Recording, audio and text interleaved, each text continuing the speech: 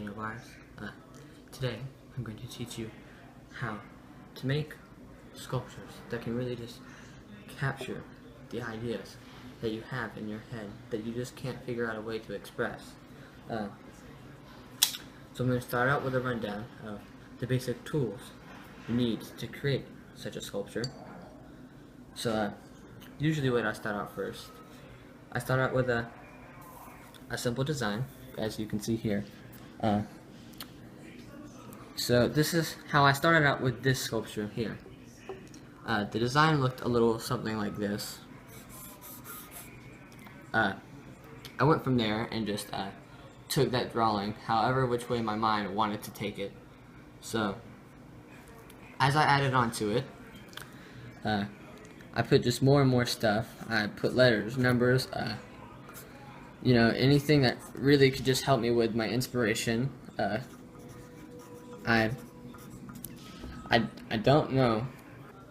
After you had this design speak to you, you take out your raw resources of which to shape into whatever you can think of off of this. So you take your raw materials, and if you didn't know, here's some secret of the trade stuff just for you viewers. A ruler can also be used as a chisel if made correctly. So if you take this ruler, if you get the placement just right, you do a little tapping, do a little slapping, and you get boom bapping. You can eventually refine it until it's thin enough to be clear. Then you can shape it into whatever form you want. With this particular model, I made these little dots on the edges when it was still in its hot state.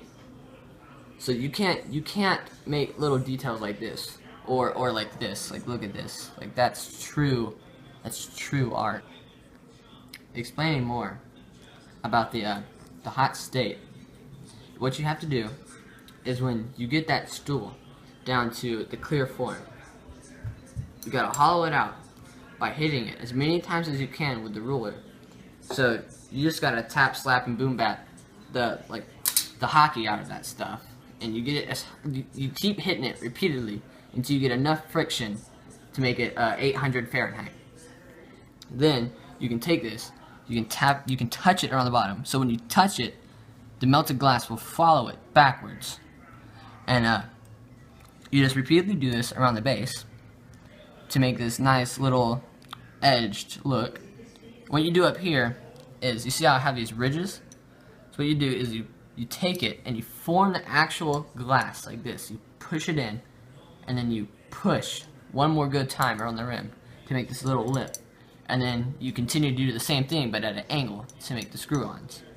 So to truly make sure that what you've done is just pitch perfect, you really gotta study what you're looking at. You gotta just continually look through this glass just to make sure it's the perfect consistency all the way through. Make sure everything's clear, nice, crystal. Make sure there's no liquid inside of it that'll deform it, you know. And at this point you should be done. This should be your finished product. And that's really all I have to say today. So this has been a good, productive episode of Elegant Art with Daniel Byers.